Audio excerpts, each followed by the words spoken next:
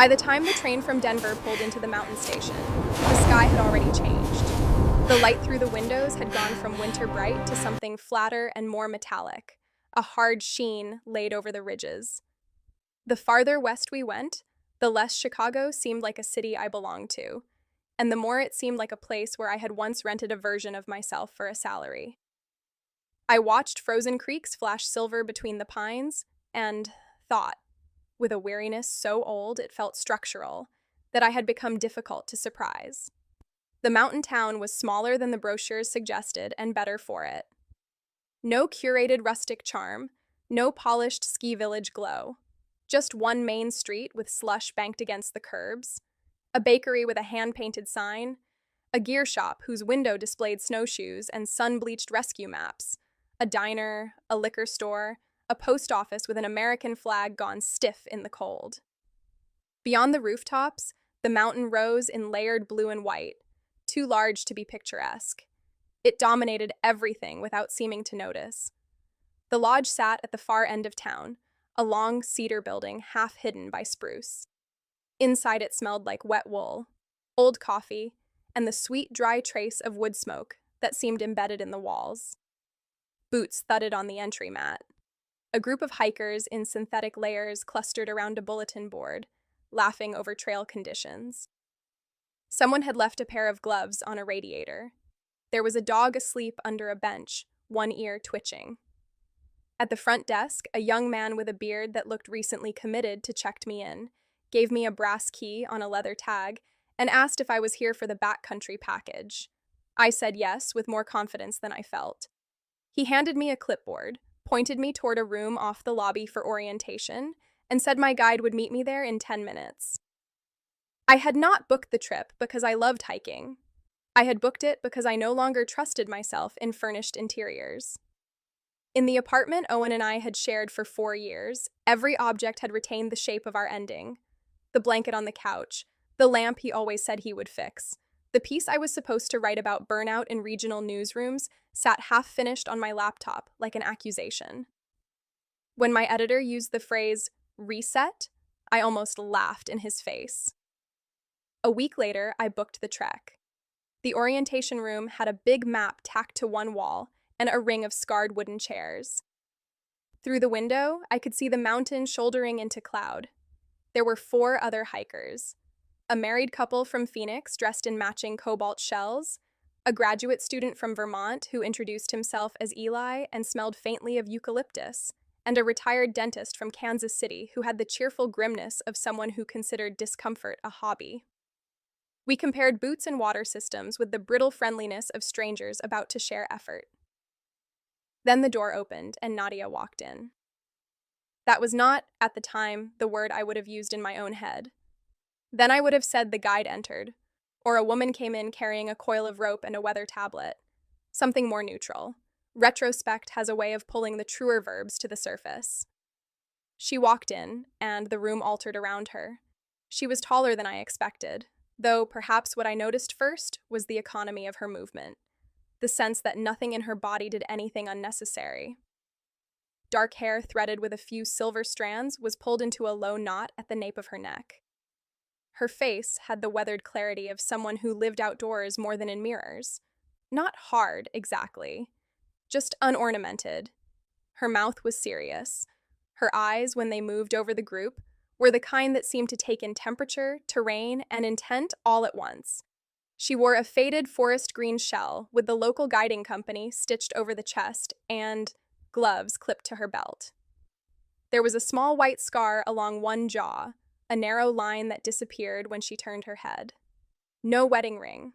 I noticed that immediately and hated myself a little for noticing it at all. "Afternoon," she said.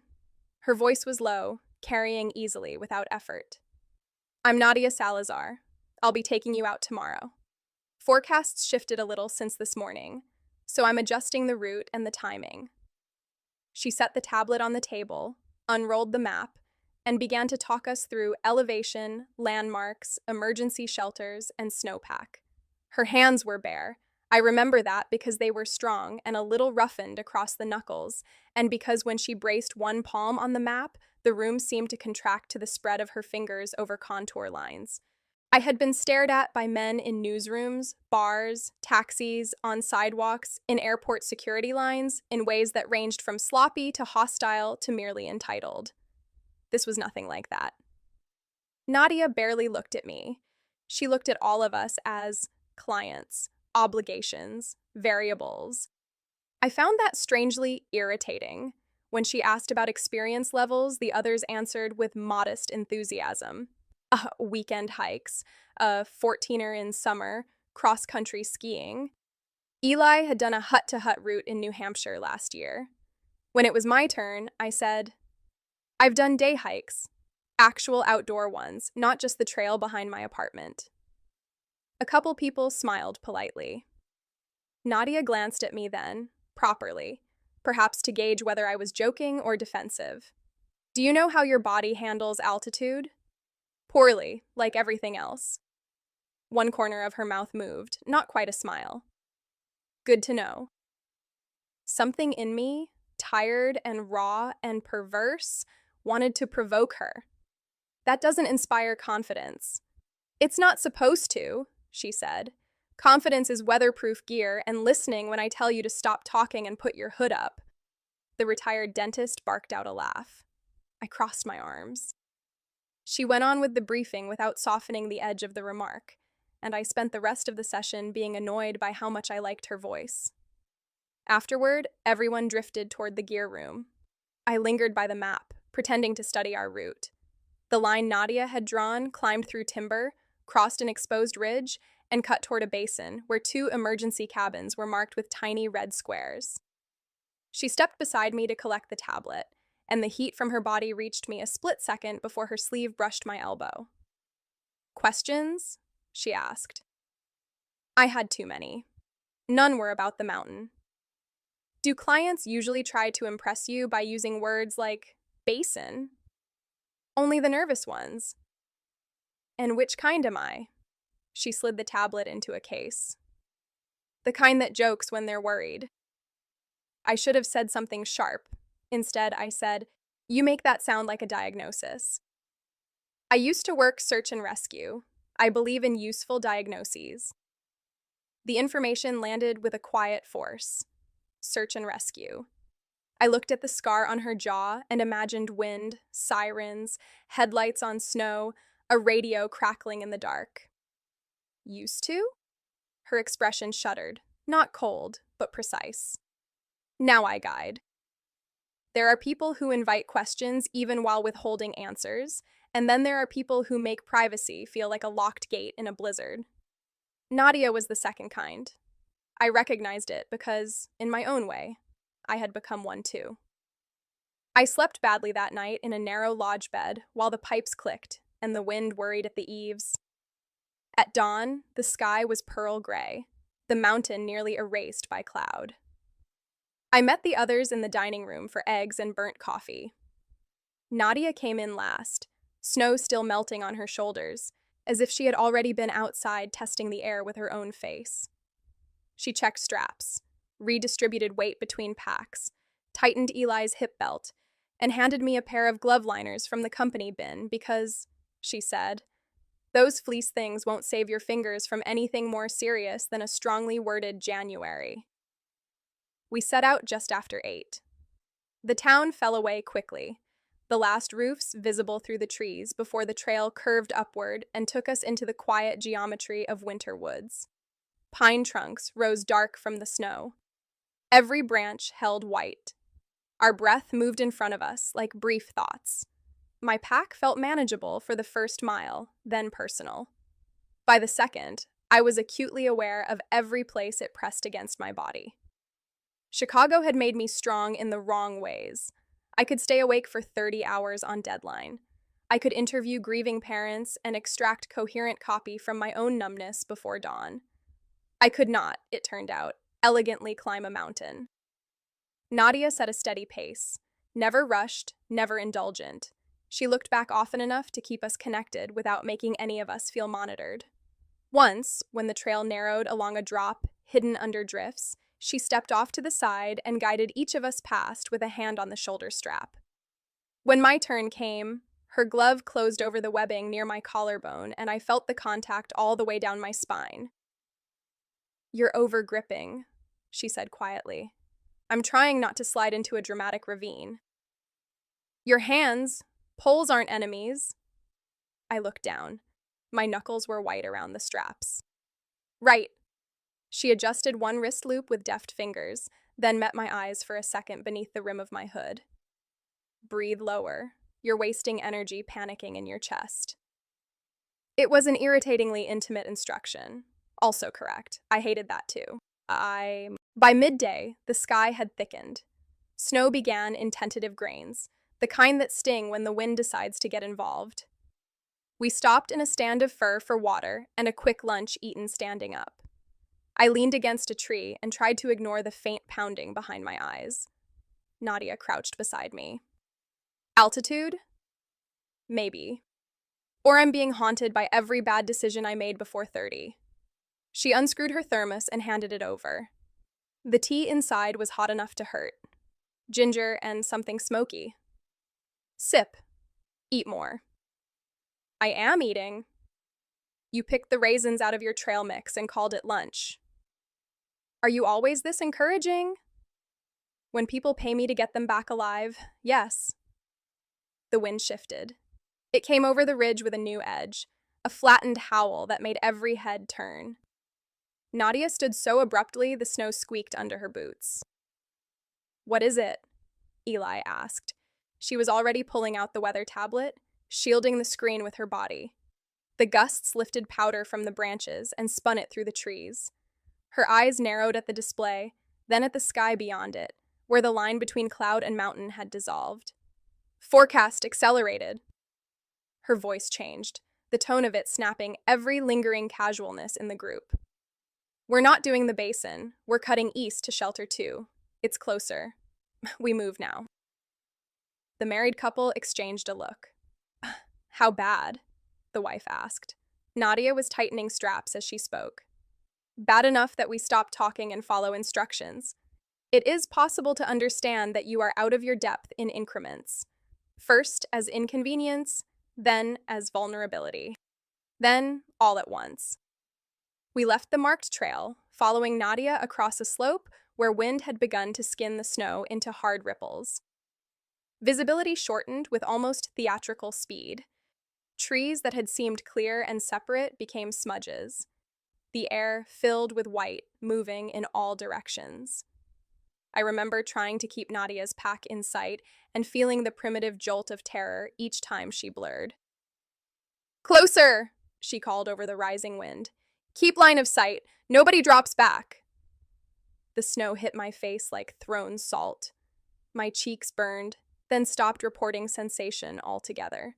My thighs shook with effort. Once I sank thigh deep off the packed track and had to wrench myself free with both poles while snow filled the tops of my boots. Nadia was there in a second, hauling me by the arm with frightening strength. "Eyes on me, Sarah." I realized with a distant embarrassment that I had begun to cry. Not from emotion exactly, but from the body's blunt response to cold and fear. The tears froze at the corners of my eyes. "I can't see," I said, though I could. It just felt like I couldn't see far enough to save myself. "You don't need to, just me. Keep moving."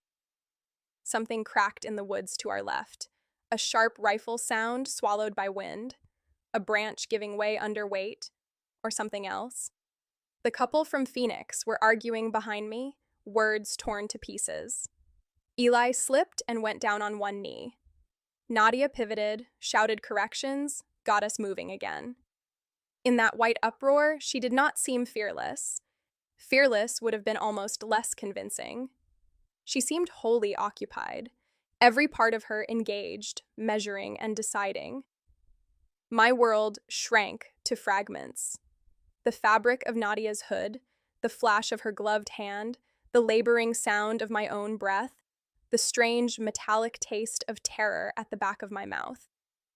I thought about all the things I had treated lightly because treating them seriously would have required changing my life. Owen saying I was hard to know, my editor asking, not unkindly, when I had last written something that mattered to me. My mother, before she died, brushing my hair back from my forehead and saying, "You vanish in plain sight, sweetheart. Don't make a habit of it. The mind becomes stupid and tender in bad weather. It brings old voices close." Then, as abruptly as if a curtain had lifted, a shape emerged through the white. Dark logs, a pitched roof buried almost to the eaves. Nadia drove toward it with renewed force, broke trail around the drifted side, and found the door under a ledge of packed snow. Inside now. The cabin was barely more than a box with 2 bunks, a table bolted to the floor, a cast iron stove, shelves with emergency supplies, and a radio mounted beside a narrow window crusted in frost. It felt like stepping into the inside of a held breath. We tumbled in, carrying cold with us. The dentist swore with feeling. The woman from Phoenix laughed once, high and shaky, then sat hard on the nearest bunk. Nadia shut the door, threw the bolt, and turned to us with snow melting down her collar. "Gloves off, wet layers stripped, no one gets heroic." Everything after that moved in controlled bursts. She set Eli to checking the supply bins, sent the dentist for kindling from the dry box, got the couple into blankets, and came straight to me because I had apparently stopped moving. My hands were clumsy on my zipper. "Sarah," I blinked at her. "Can you get your shell off?" "Yes." "Then do it." I obeyed. She tugged my pack free and guided me toward the stove before it was even lit. My fingers would not work the buckle at my chest. Nadia's hands replaced mine without comment, fast and sure. She peeled damp gloves off my hands, hissed softly at the color of my skin, and pressed my fingers between her own gloved palms. "You're okay," she said, and the simplicity of it almost undid me. "Stay with me." It is a strange thing, to be spoken to as if your continued presence matters. I nodded because speech seemed too expensive. The fire caught eventually, reluctant at first, then hungry. Steam rose from gloves and hats hung around the stovepipe. The cabin filled with the smells of wet wool, scorched metal, cedar smoke. Outside, the storm hammered the walls with a force that made the little structure tremble. Inside, we moved around each other in the cramped space with the startled gentleness of strangers after a shared near miss. By dusk, the reality of our situation had settled into the room like another weather system. The radio worked, but only intermittently. Nadia got through to base long enough to report our location and group size. The response came in bursts of static: road closure, whiteout conditions, rescue not possible until the storm eased, 48 hours minimum, maybe more. No one liked hearing that, but everyone liked hearing it from Nadia more than they would have from anyone else. She turned the fact into procedure: inventory, water, meal schedule, buddy checks for numbness, confusion, shivering. She assigned bunks, split supplies, and somehow made the emergency ration stew taste like a tolerable dinner. By the time the others settled, the cabin had contracted into pockets of shadow and stove light. The retired dentist snored almost immediately. Eli read by headlamp until his batteries dimmed. The couple whispered under shared blankets. I sat on the edge of my bunk with my socked feet near the stove, too tired to sleep and too wired to rest. Nadia was kneeling by the supply shelf, making notes in a weatherproof logbook. Her profile cut dark against the firelight.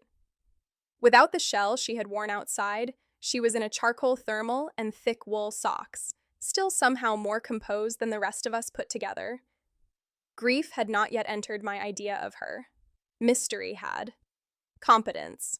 The kind of reserve that suggests an entire vanished country behind the border crossing. When she looked up and caught me watching, I said the first thing that came to mind. "You really don't panic, do you?" She capped the pen. "That's not true." "You could have fooled me." "I panic later, preferably with coffee." That almost made me smile. "I'd pay extra to see that."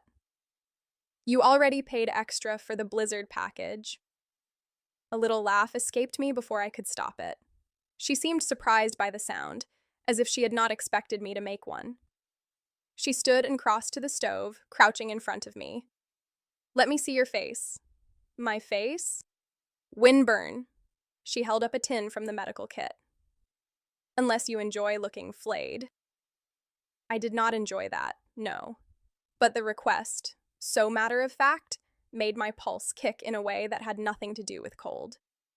I lifted my chin. Nadia dipped 2 fingers into the salve and touched my cheek. The first contact was cool, then warming.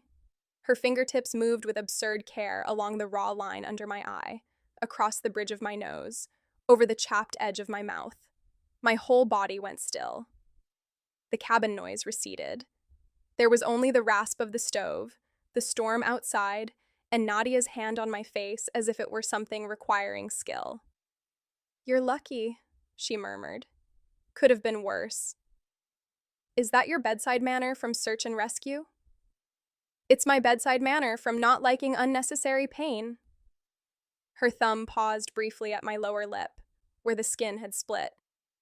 She looked at me then, directly, and something in her expression shifted. Not softened, registered, as if she had just realized that the narrow space between us contained more than a client needing first aid. I looked away first. "Thanks," I said, hating how thin my voice sounded. She screwed the lid back on the tin. "Drink more water before you sleep." "Yes, ma'am." Her mouth did that almost smile again. "You say that like it's a problem." It should have been. It was not. Later, when the others were asleep and the stove had settled to a low iron glow, Nadia took the chair by the radio for first watch. I told myself I was getting up for water when I padded over in borrowed lodge sweatpants and thick socks. Really, I wanted to stand in the radius of her attention again. "You don't have to stay awake," I whispered. She adjusted the radio volume. "I know. You've already done enough." Her eyes lifted to mine in the dimness. "That's a dangerous sentence around people like me." "What? Competent martyrs?" "Former rescuers." She leaned back. "Sleep, Sarah." I should have. Instead, I sat on the floor with my back against the wall opposite her, knees pulled up, blanket around my shoulders. The cabin creaked. Snow hissed against the window. Nadia watched the radio as if sheer will might improve reception. "What were you before journalism?" she asked after a while. The question startled me. I had the strange feeling that she had not asked it idly, that she had chosen it because the night had opened enough to allow one honest thing.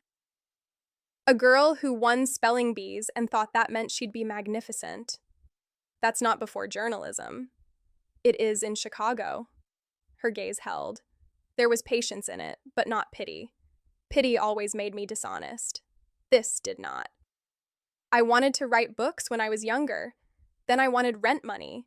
Then I got good at making other people's lives into copy under impossible deadlines and called that close enough." "And now?"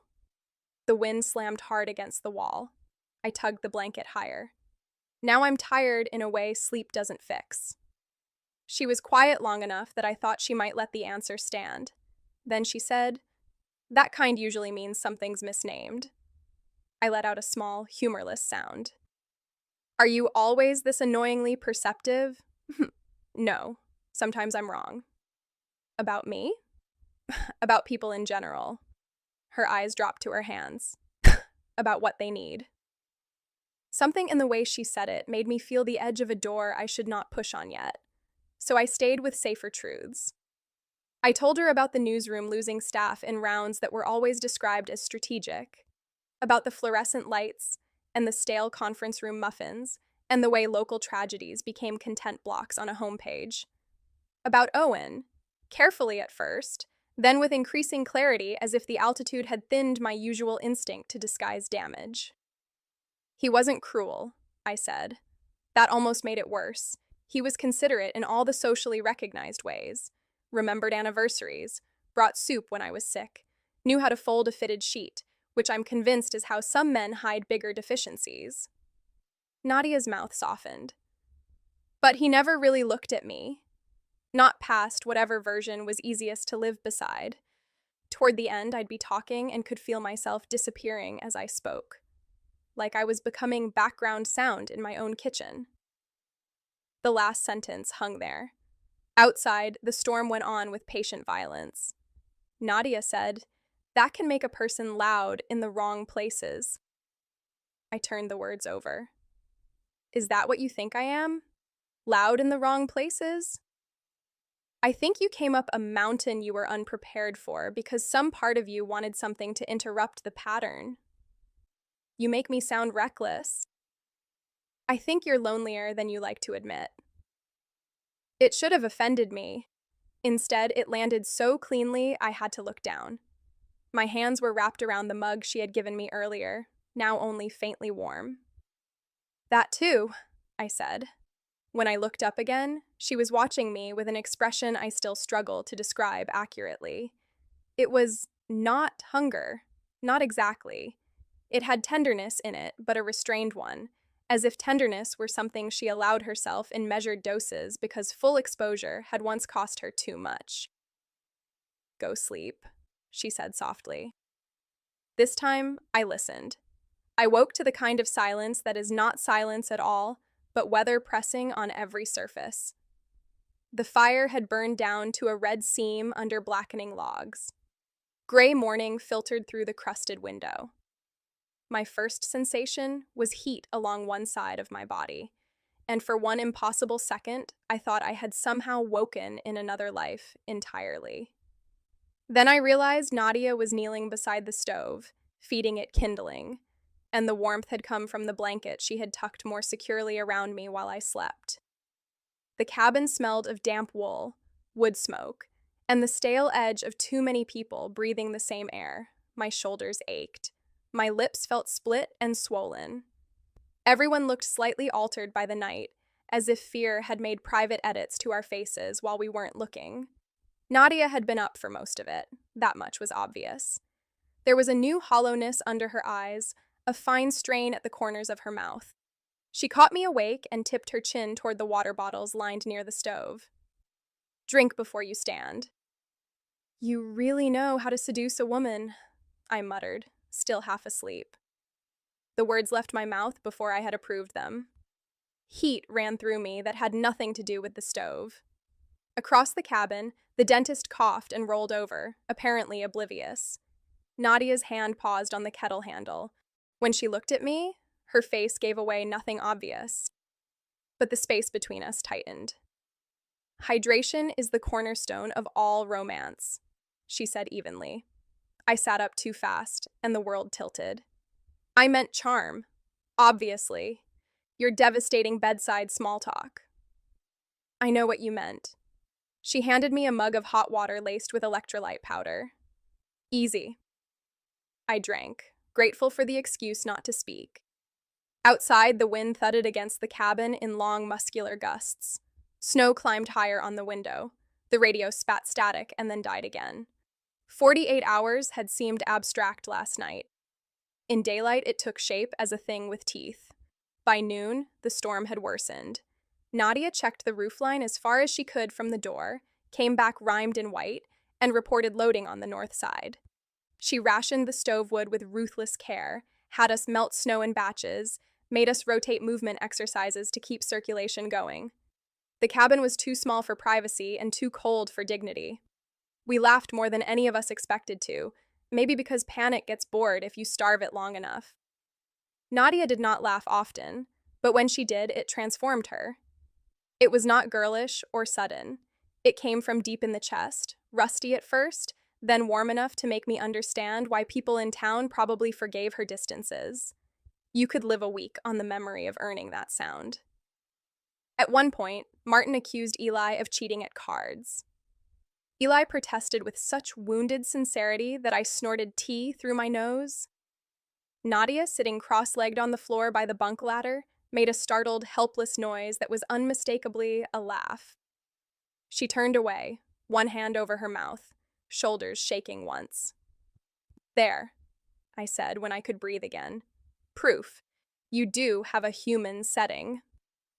She glanced back, the laugh already receding, but her eyes were lit from within. "Don't spread it around." "Your reputation?" "My peace." Later, while the others napped or pretended to, I helped her repack the medical kit. It was mostly an excuse to be useful. Also to sit close enough that our knees occasionally touched on the floorboards when the cabin shifted. She handed me rolls of gauze, antiseptic packets, a thermometer with dead batteries. "You learn first aid for reporting," she asked. Enough to sound less stupid talking to paramedics. "My mother was a nurse," I said after a moment. "She died when I was 22. Nadia's fingers stilled over the kit. "I'm sorry." "It was a long time ago," I said. "That doesn't mean much." "No," I said. "It doesn't." She nodded once, as if acknowledging not just the fact but the shape of my saying it. We worked in silence for a while. Her shoulder brushed mine when she reached for the scissors. I did not move away. By afternoon, the cabin had become a world with its own weather patterns. Heat pooled near the stove and dropped off sharply toward the door. The window went opaque with fresh ice. Time lost its city manners. It no longer came in appointments and push notifications and email timestamps. It came in wood fed to the fire, mugs refilled, radio checks, pulses of wind strong enough to make every person in the room look up at once. I do not cry elegantly. Some women in films let tears collect with strategic beauty. My face gets red and uneven. My throat closes. I become furious at anyone who notices, which is perhaps why it happened when no one was supposed to be noticing. The Phoenix couple were asleep under blankets. Martin and Eli had taken shovels to clear the door area from inside after another drift packed against it. Nadia was at the radio, coaxing static into occasional human words.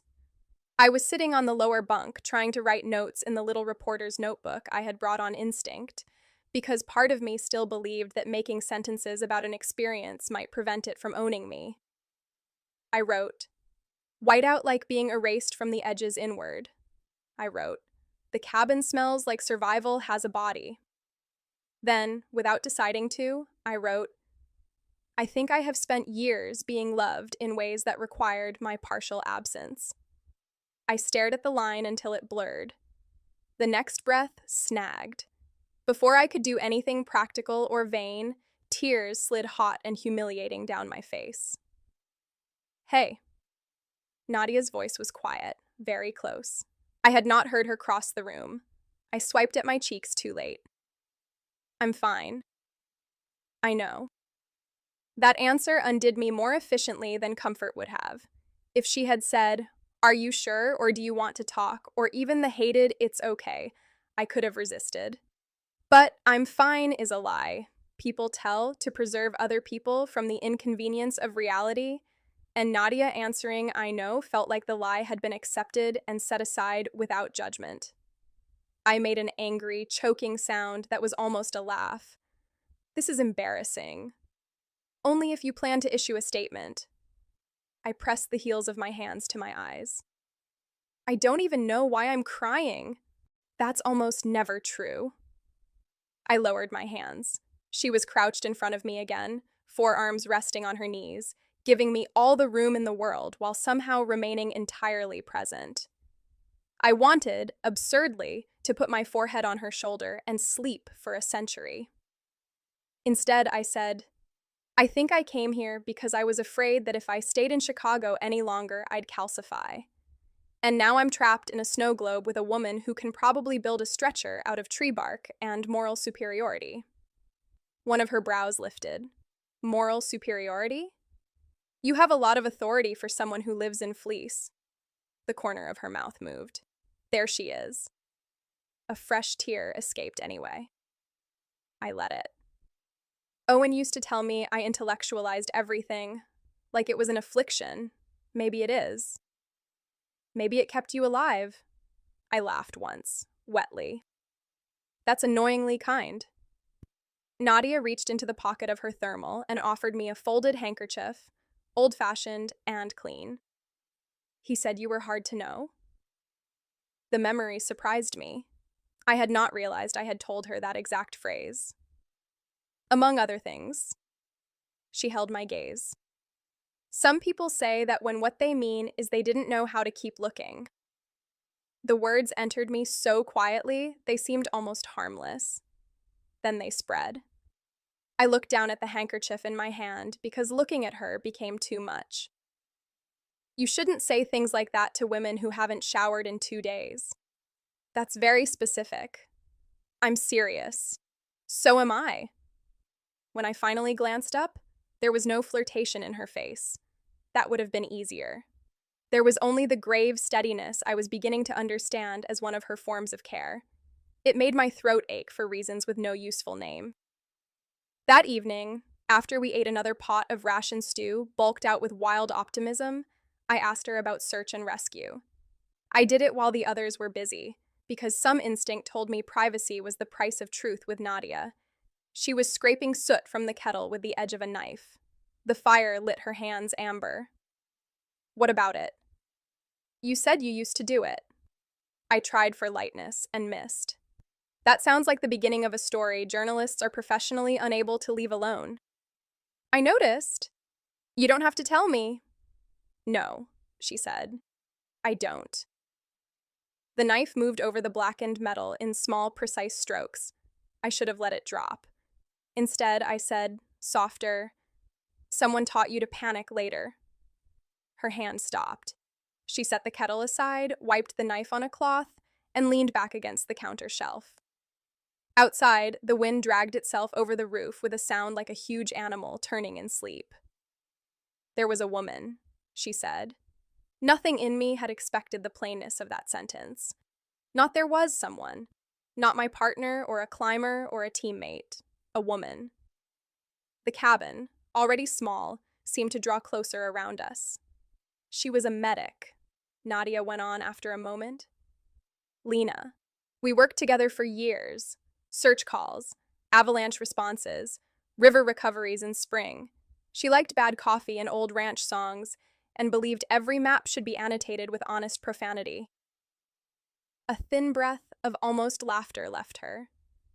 She could make scared people feel embarrassed about being scared without ever shaming them. I still don't know how she did that. The tenderness in her voice was so unguarded it hurt to hear. I said nothing. We were on a winter call 6 years ago. Father and son overdue on snowmobiles. Storm rolled in faster than it should have. We found the son alive, got him out, went back for the father because that's what the situation required. Her jaw tightened once. A cornice broke above the drainage, not a full slide. Enough. The knife cloth in her hand had gone still. I looked at the scar on her jaw and understood it had not come from some dramatic movie version of a rescue. It had come from snow and impact, and surviving what someone else did not. She died on scene? I asked. No. Nadia's eyes were on the fire, not me. At the hospital, 3 hours later, I had snow in my ears when the doctor told me. The sentence was so specific that it opened the whole moment like a wound. I could see fluorescent hospital light, thawing gear on tile, wet hair, a doctor's mouth moving while the body lagged behind the fact. I'm sorry, I whispered.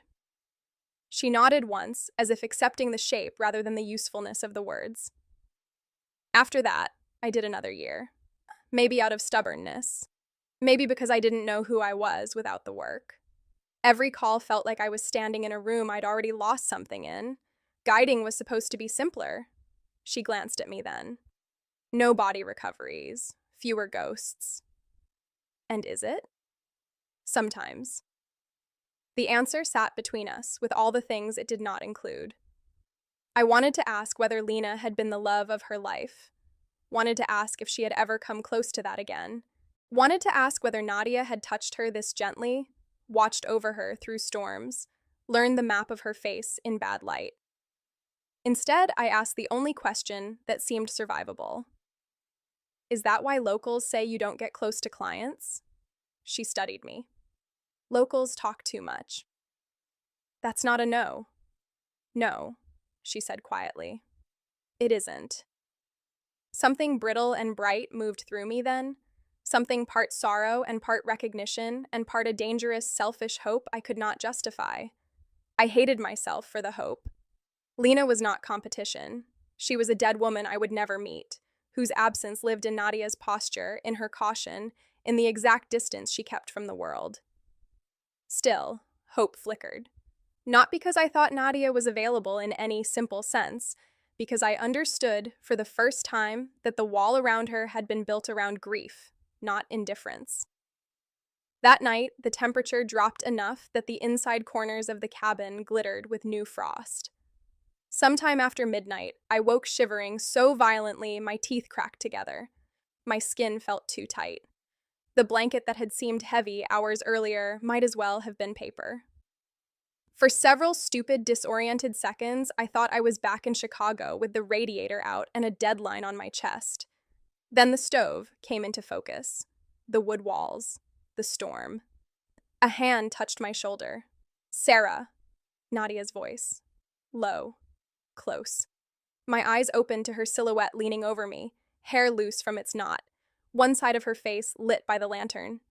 "You're chilled," she said. Her palm moved to my forehead, then my throat. "And warmer than I want." I tried to answer and produce something weak and slurred. Every joint hurt. The shortness of my own breath frightened me more than it should have. "Easy." She slid an arm behind my back and helped me sit. "Mild exposure, maybe a fever on top of it. You're not in real trouble, but I need you awake with me for a bit." Humiliation, even then. "I'm fine." "I know," she said again, and somehow made it merciful. She got warm water into me in careful sips.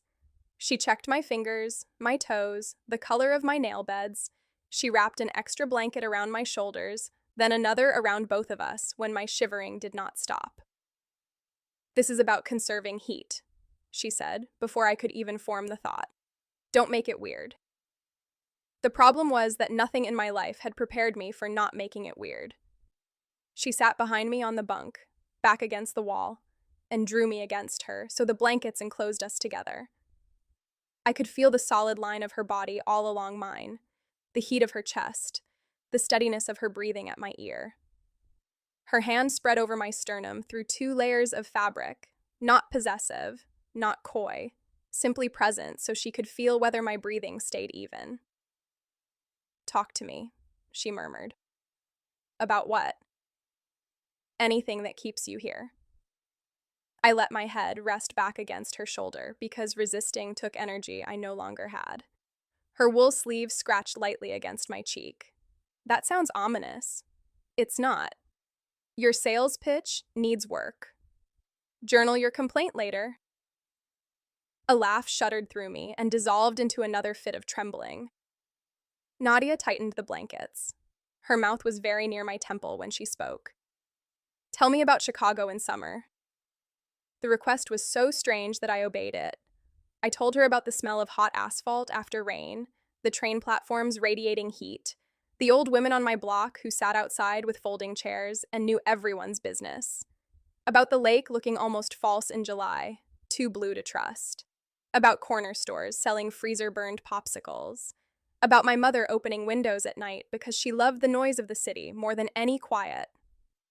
Nadia listened, occasionally prompting me when I drifted. When my words began to slur again, she said, "Stay with me. Favorite book when you were 12. A Wrinkle in Time." Why? Because she was awkward and afraid and still got to matter. "Good," Nadia said, as if this were useful medical data. "Favorite smell?" "Newsprint." I paused. "And my mother's hand cream. Lemon." Her hand moved once, slow and grounding, over the center of my chest. "There you are." I do not know at what point the fever loosened my mouth from my discipline. I only know that the dark felt enormous, and the blanket smelled like cedar smoke, and Nadia, and her body behind mine felt more like safety than anything had in years. There are truths that spend a long time gathering pressure. They do not emerge as declarations. They leak from the damaged places. "Maybe he knew," I said. Nadia's chin shifted slightly against my hair. "Who?" "Owen." "Knew what?" The cabin seemed very far away suddenly. Or perhaps I was far from myself. That there was something wrong with how I wanted. The words came slow, each one catching. Not wrong, wrong. I know that, I know, but not the script. There were moments. Women I noticed too long. Things I folded up and put away before they could become language. He'd look at me sometimes, like he was waiting for me to arrive. Maybe I never did. Nadia went very still, not withdrawn, just still in the careful way a person becomes when handed something breakable. Sarah, she said softly. I stared at the dark window, seeing only my own faint reflection and the suggestion of hers behind it. I think I've been lonely in a direction I didn't know how to face. The sentence entered the air and changed it. I felt that happen even through fever. Nadia's hand remained at my chest, warm and steady. The other adjusted the blanket under my chin. She did not say me. She did not say yes. She did not say anything reckless. After a long moment, she said, "You don't have to solve your whole life tonight. I know. You just have to keep breathing." I closed my eyes. You make everything sound possible and inconvenient at the same time. A breath moved against my hair that might have been a laugh and might have been grief. "Sleep a little," she murmured. I woke at dawn alone under 3 blankets, my body soaked with the ugly sweat of a broken fever. Nadia was at the table making notes in the logbook. When she looked over, nothing in her face betrayed the night except the fatigue under her eyes. "How do you feel?" she asked, like a badly written metaphor. "That's an improvement." I searched her expression for any sign that I had imagined the things I said. There was none. No embarrassment. No invitation either. Only the same calm attention she had given me since the storm. Yet the air between us had altered irrevocably, made denser by what now existed inside it. Neither of us mentioned it. The 3rd day began with false light. The wind had dropped from constant assault to intermittent blows, which would have been comforting if it had not made every fresh sound distinct. Ice ticking from the roof, snow settling in weighted sighs against the walls. The radio, mercifully, caught a clearer signal mid-morning. Roads still closed, air support grounded, ground team trying to reach us as soon as visibility allowed. No precise time, soon, in the way mountains use the word. I should have been relieved. Instead, I woke with my nerves scraped raw. Fever leaves behind a strange shame. I remembered enough of the night to feel my pulse climb each time Nadia crossed the room, her arm around me, my mouth loosening around truths I had never said aloud. The sentence about being lonely in a direction I did not know how to face. Morning did not erase any of it. Nadia's face gave me no easy foothold. She moved through the cabin with the same efficient focus, though she checked on me more often than before and pretended not to. That pretense might have saved me if I had been wiser. Instead, I mistook it for distance, and distance for rejection, and rejection for humiliation. The old machinery spun up fast. By noon, I had convinced myself that whatever charged softness had existed between us belonged entirely to the dangerous intimacy of bad weather and near hypothermia. Survival distorts scale. People cling. People project. People emerge embarrassed and call it perspective. So I did what I had done in every relationship that came too close to the unlit parts of me. I tried to get there first, with sharpness. Nadia was at the door, levering packed snow away from the lower frame with a shovel so it would not freeze us in entirely. I came up beside her in my boots and coat. Before we continue, if you enjoyed these stories, I invite you to visit my Patreon page, where you'll find even steamer stories. The stories there are very steamy and uncensored. All fans of steamy content are welcome. Details are in the video description. "You don't have to keep hovering," I said. She looked over, surprised enough that I knew I had hit harder than intended. "I'm not hovering." "You've checked my temperature 3 times. You had exposure symptoms during the night." "I'm better." "I can see that." Something in her tone, neutral and factual, pricked deeper because it contained no room for the fight I suddenly needed. "Right. Sorry, of course. Just procedure." Her eyes narrowed a fraction. What does that mean? Nothing. It means you're good at your job. I am, she said calmly. And you sound angry. I'm not angry. Then pick another word. The steadiness of her voice made me want to break something. Maybe I'm tired of being handled like an emergency. That landed. I watched it land. Nadia's face did not close all at once, but I saw the first gate swing. You were not being handled, she said. You needed care. Well, forgive me for confusing the two. Behind us, Martin sensibly retreated deeper into the cabin with a deck of cards and the expression of a man who had seen enough marital disputes to identify one in the wild. Nadia set the shovel upright beside the door. Is this about last night? She asked, low enough that only I could hear. I went cold despite the layers. No. A pause. Sarah. The sound of my name in her mouth nearly undid the whole stupid defense. I hardened around it instead. I don't want to discuss something I said while half delirious. Her jaw tightened. All right. That should have stopped me. Instead, I heard the restraint in her voice and mistook it for judgment. I know how this looks, I said.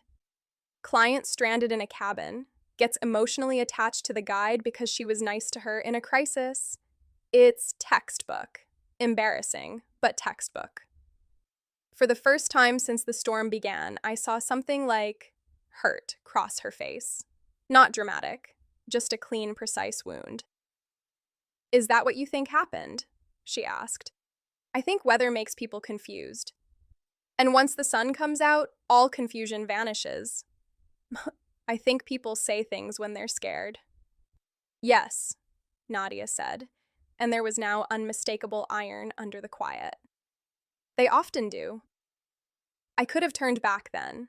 I could have said I'm afraid and I don't know what to do with that. Instead, I chose cowardice dressed as intelligence. I just don't want this to become some mountain trauma bond we both regret.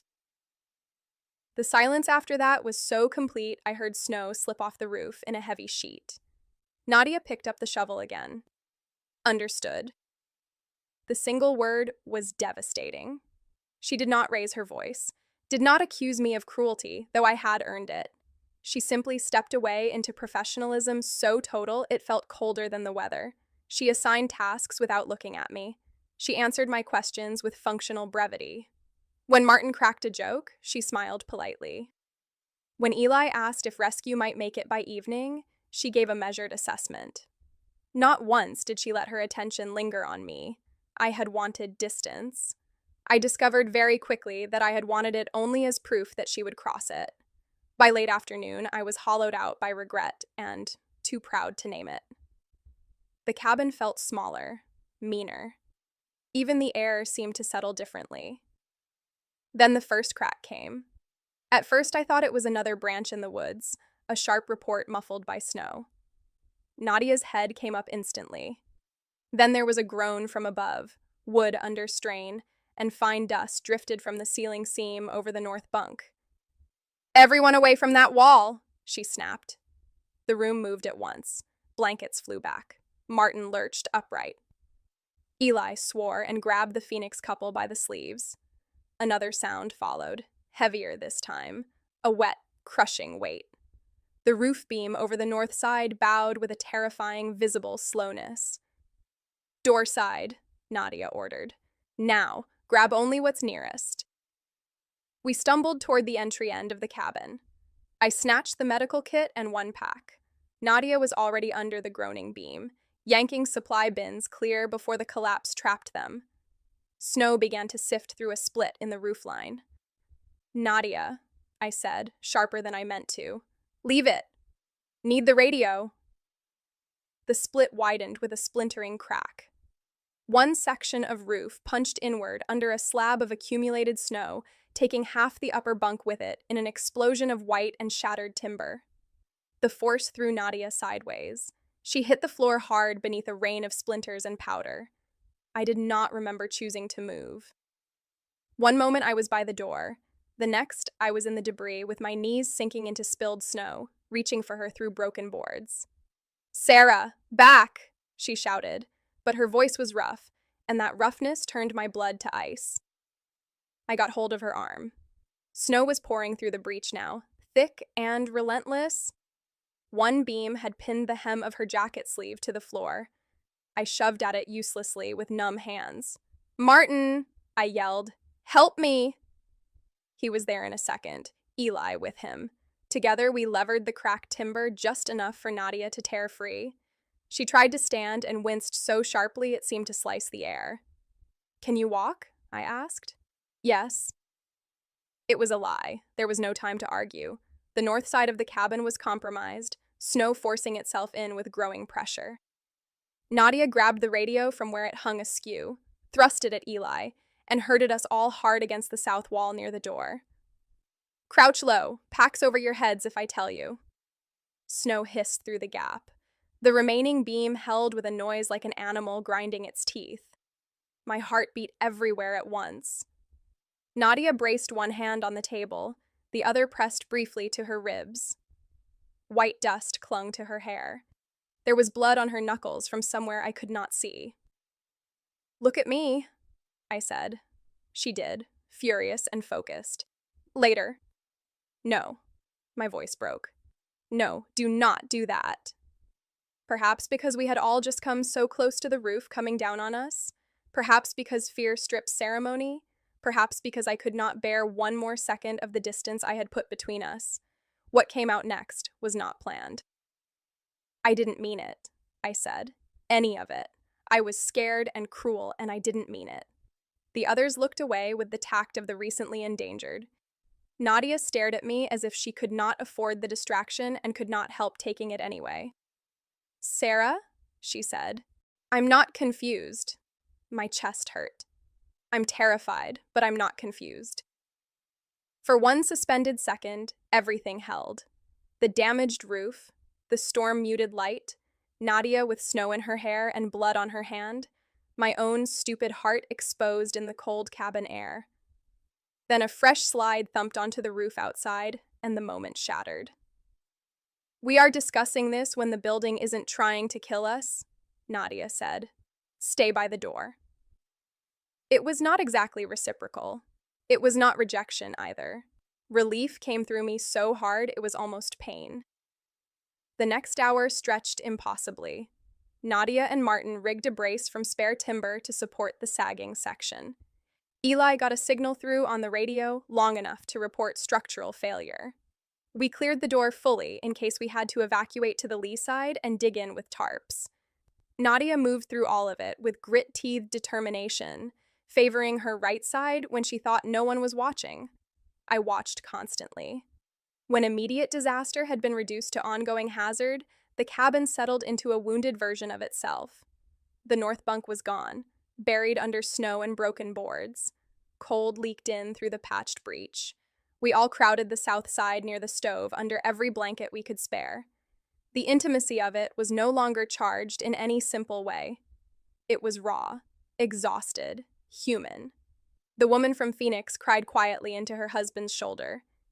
Eli kept glancing at the roof as if eye contact with it might improve its ethics. Nadia finally let me look at her ribs after everyone else had settled. "It's nothing," she said, which I had learned translated roughly to not immediately life-threatening. That's not a useful unit of measure. She peeled up the edge of her thermal with visible reluctance. A bruise was already blooming dark along her right side, ugly and spreading beneath pale skin. The sight of it made my stomach drop. "You could have broken something." "I didn't. It's tender, not unstable." "You say that like I know what unstable ribs feel like." "I'm saying I can breathe." I cleaned the blood from her knuckles with antiseptic and wrapped the split skin across 2 fingers. My hands were gentler than my mind knew how to be. Nadia let me work in silence. "I'm sorry," I whispered. "For the roof?" There was dry humor there, faint but real. "For what I said." Her eyes lowered briefly to my hands around hers. "You were scared." "That explains it. It doesn't excuse it." "No," she said. "It doesn't." I swallowed. "I thought if I made it smaller first, it would hurt less." What? This. I gestured helplessly between us. Whatever this is, the way it feels when you look at me like you can see me thinking, the way I can't stand it when you step too far away, the fact that I said something true while I had a fever and woke up wanting to crawl out of my own skin because it was still true in daylight. The stove popped softly. Beyond the patched breach, the storm had begun, at last, to loosen into intermittent gusts. Nadia's gaze came back to mine with such careful intensity that I forgot to breathe for a second. "You were my responsibility," she said at last. "You were frightened, exhausted, new to all of this, and I wanted things I do not let myself want from people who are passing through." Everything inside me went terribly quiet. "Passing through," I repeated. "Yes." The word held more than logistics. It held history, the impermanence of clients, tourists, temporary weather, the way people entered Nadia's landscape and left while she remained with the aftermath. "I'm not asking for promises," I said. "I know. I'm not even sure what I'm asking for." Something softened in her face then, something sad and unbearably fond. "That makes two of us." We sat there in the wounded cabin with my bandage around her hand and the bruise darkening under her ribs and the others breathing nearby. No kiss, no cinematic confession, just the knowledge, finally spoken, that the pull between us had not been imagined by only one of us. By dawn, on the fourth morning, the sky had cleared to a hard blue. Sunlight struck the snowfield outside with such brilliance it looked invented. The rescue team reached us on snowshoes and a tracked utility rig just after 9.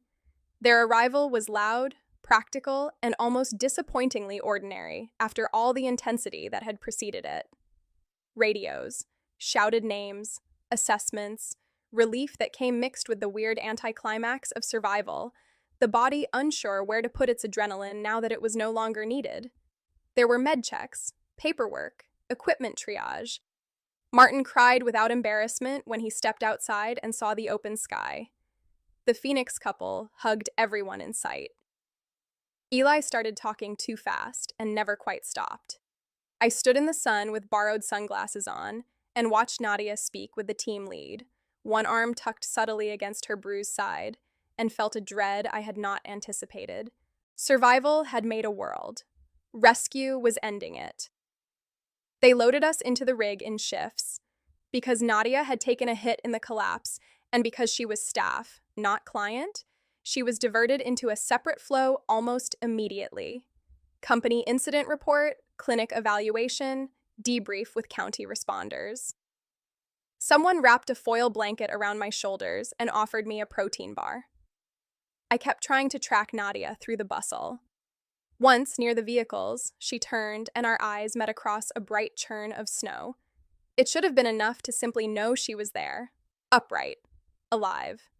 Instead, the distance between us felt obscene, too public to cross, too full of other people's urgency. A medic asked me questions about dizziness, nausea, finger sensation. I answered automatically. When I looked again, Nadia was being guided toward a different truck. I said her name. I do not know if she heard me. The wind stole sound cleanly in the open. She turned anyway, as if some other sense had caught it, and for one instant the two of us just looked.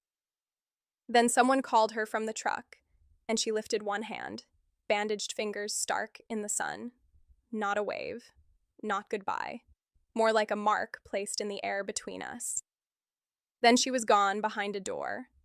Back in town, everything was too warm, too bright, too full of civilian kindness. The lodge manager cried over us. The bakery sent over cinnamon rolls the size of small wheels. I showered until the water cooled and stood afterward in a borrowed robe, staring at my own face in the bathroom mirror. Wind-burned skin, cracked lips, eyes too bright. No trace of the self I had packed from Chicago seemed to fit correctly anymore. I asked at the desk whether Nadia was back from the clinic. They said she had been treated and released, but she'd gone home to rest. I asked if I could leave a note. The clerk slid a pen across the counter. I wrote 3 drafts before landing on anything I could bear to leave. I'm heading back to Chicago tomorrow. Thank you for bringing me through the storm. Thank you for staying. I'm sorry for the ways fear makes me clumsy. If you ever want to hear from me, my number is below. If not, I'll still be grateful. I signed only my first name, as if she might mistake me for someone else. There was no reply before I left. I told myself that was answer enough. She was hurt. She was resting. She was sensible. She did not get close to clients. All of those things could be true at once. Back in Chicago, the article I had been supposed to write sat waiting on my laptop, still titled Something Bloodless about Burnout and Shrinking Local News Capacity. I opened it, stared at the cursor, and understood that I could either continue lying in a polished voice or write the thing that had followed me home like weather inside my ribs. So I wrote. Not about Nadia by name, not about private details that were not mine, but about exhaustion so profound it turns a person translucent to herself, and about rescue as the repeated labor of keeping one another present. The piece became something else entirely. Half reported essay, half confession, disguised as craft. My editor called it the truest thing I had filed in years. He ran it anyway. Winter in Chicago softened by degrees. Dirty snow receded from the curbs. The city resumed its endless confidence. But the piece did not settle me the way work usually did. If anything, honesty made the absence sharper. I checked my phone. I told myself Nadia had every reason not to reach out. Perhaps my number had been lost. Perhaps she had read the note and understood, more wisely than I did, that what happened in the cabin belonged to the cabin. 3 weeks after publication, a padded envelope arrived at my apartment with no return address. Inside was a copy of the local paper from the mountain town. My essay had been clipped and tucked inside, folded to the page. In the margin beside one paragraph, written in neat dark ink, were 6 words. You were never background sound. No name, no message, just that. I sat on the floor by my couch with the paper in my lap and cried so hard I scared myself.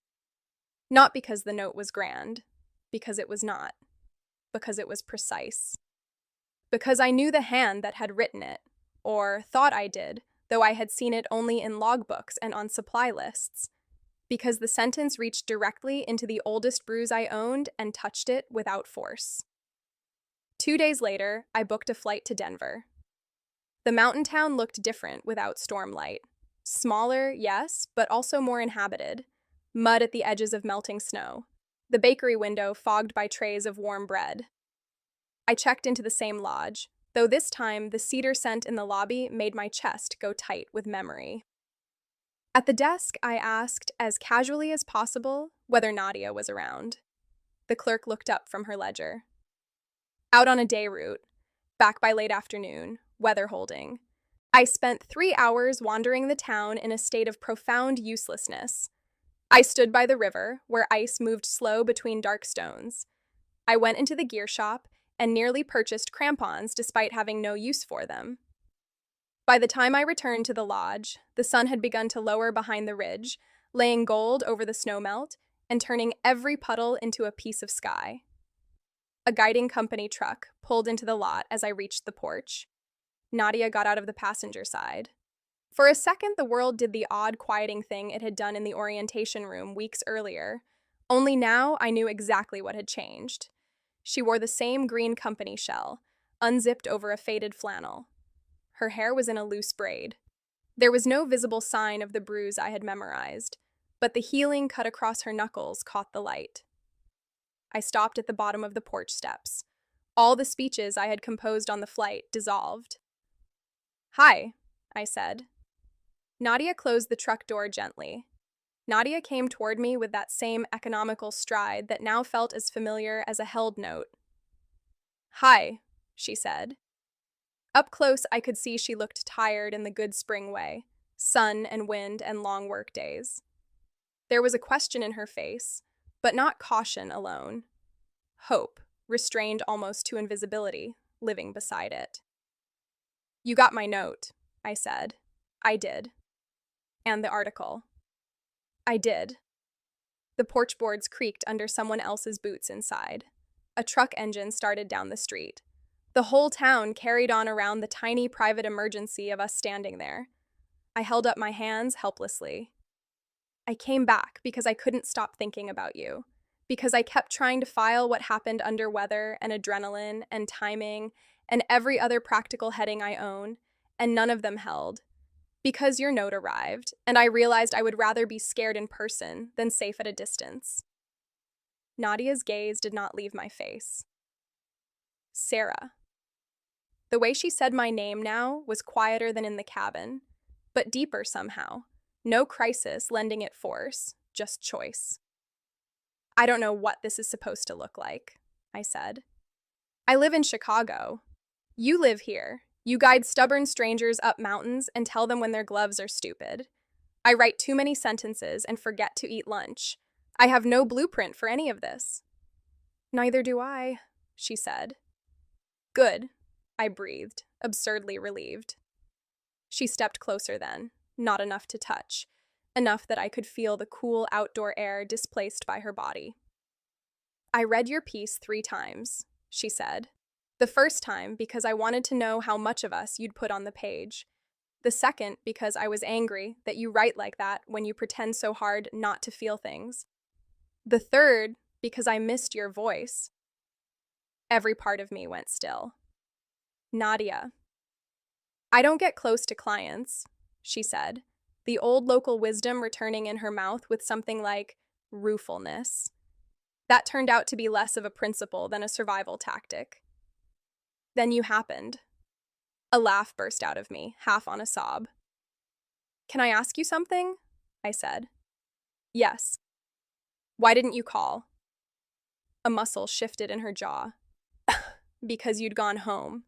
Because I was trying very hard not to build a future out of 3 days in a storm. Because I'm older than you and should, in theory, possess some wisdom. Because wanting you felt both obvious and impossible. She exhaled. And because if I called, I wasn't sure I could keep myself to friendship. I didn't come back for friendship, I said. No, Nadia said softly. I know. She lifted one hand, slow enough for refusal, and touched the side of my neck. Her palm was warm from the day, calloused, familiar in ways that made no sense given how little of my life she had actually occupied. I leaned into her before she moved any farther. The first touch of her mouth to mine was gentle almost to restraint, a question asked in full sentences. Cold air, cedar from the lodge, the faint clean salt of dried sweat and mountain sun on her skin.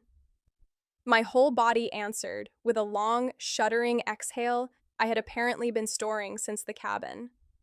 I touched her coat at first, then her waist beneath it, feeling the solid living fact of her.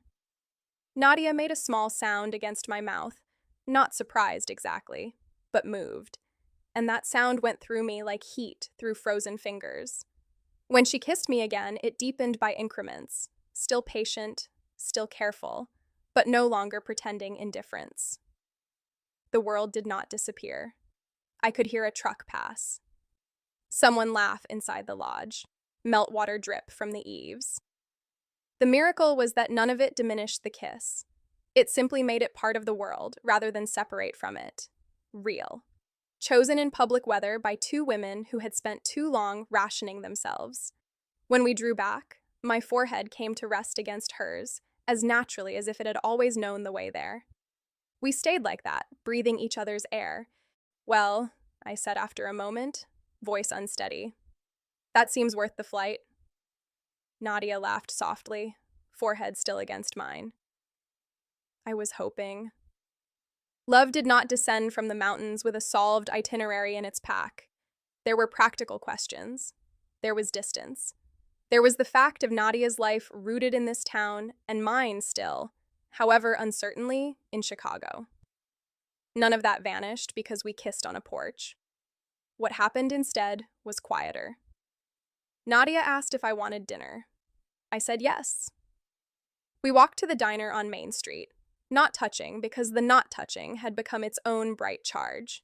She ordered green chile stew, I ordered pie before food and defended it badly. She told me which ridgelines were already thawing and which would stay dangerous another month. I told her how the essay had unsettled my whole life in the best possible way. She listened as if every sentence deserved full weight. After dinner, she drove me to a turnout above town, where the lights below looked scattered and tender in the dusk. Snow still lined the shoulders, glowing blue. We sat on the hood of the truck, with our coats zipped and our shoulders touching. I used to come here with Lena after late calls, Nadia said. Thank you for telling me. She would have liked you, Nadia said after a while. Though she'd also have told me to stop behaving like a tragic regional novel. I smiled. She sounds smart. She was infuriatingly so. The ache in the sentence was no less for being old. I slipped my hand into hers, where it rested between us on the metal hood. Nadia's fingers tightened around mine immediately. I don't want to compete with your dead, I said quietly. I just want to be in the life you have now, if there's room. Nadia turned then. There's room, she said. I'm just out of practice leaving it open. Me too. Come home with me, she said. Yes, I said. Her house sat on the edge of town, where the road narrowed and the pines began again. Inside it smelled faintly of coffee, soap, and cold air carried in on winter coats. The rooms were simple. Books on a shelf, maps rolled in a basket. A framed photograph on the mantel of a younger Nadia beside a woman with a crooked smile I knew, before I let myself fully look, was Lena. I keep meaning to move that one, Nadia said. Do you want to? She was quiet. Then, no. Then don't. She looked at me with something like relief. Come here, she said. I went. This kiss happened in lamplight with the kettle beginning to hum and no storm requiring anything from us. Nadia cupped my face in both hands as if reacquainting herself with the shape. I kissed her carefully at first, then with more confidence as she answered me, as her body finally closed the last inch and came fully against mine. Heat built slowly, honestly. My hands learned the width of her shoulders, the curve of her back, the scar along her jaw under my thumb. Nadia's breath caught when I touched it, and the sound made me bolder. She kissed the corner of my mouth, my cheek, the place just below my ear where my pulse had gone wild, as if she were reading me in a language we both already partially knew. You're trembling, she murmured. I have that effect on myself. She laughed softly, then drew back just enough to see me. We can go as slow as you need. I don't want slow because you think I'm fragile, I said. Her eyes sharpened with feeling. I want slow because you matter. So we did. Tea first, because the kettle was shrieking and because life is occasionally kind enough to hand you a perfect, absurd interruption. Then the couch with the fire lit low, and both of us turned toward each other, conversation moving in and out of silence without panic. Nadia told me about the first year after Lena died, how grief had made every room feel temporary. I told her about the first girl I ever wanted without understanding that wanting. Nadia listened without amusement, only a profound attention that made the old secret feel blessed rather than embarrassing. At some point, I leaned into her side. She wrapped an arm around my shoulders as if there had been no other possible arrangement. When she finally kissed me again, it was with the unhurried confidence of someone who had decided not to turn away. I climbed into her lap with nerves I stopped apologizing for. Nadia's hands found my waist and stayed there until I relaxed. The heat between us was real and rising, but so was the tenderness, which made the desire feel not diluted, but deepened. Every touch asked before taking. Every answer changed us a little. I kissed her until I forgot to be self-conscious. She kissed me until I understood that wanting a woman did not feel foreign at all, only newly permitted. When I buried my face against her neck, overwhelmed by the sheer rightness of her skin under my mouth, she held me with a firmness that steadied rather than trapped. We don't have to decide everything tonight, she said into my hair. I smiled against her throat. You really love saying wise things that ruin my dramatic momentum. I know. Much later, under her blankets, with the lamp turned down and the whole house breathing quietly around us, I lay with my head on Nadia's chest while her fingers traced slow circles between my shoulders, and I realized I was not bracing for disappearance. Not hers, not mine. The thought arrived so quietly I almost missed it. Then it settled in me like warmth. Outside, snowmelt dripped steadily from the eaves. Somewhere in the trees, an owl called once and was answered. Nadia's heartbeat under my ear was calm and human and entirely present. I drew the blanket higher around us, felt her mouth brush my hair, and thought with a certainty that did not need grandeur that whatever came next would be built from this kind of truth, or not at all. When I finally slept, it was not the escape sleep had so often been in Chicago. It was an arrival.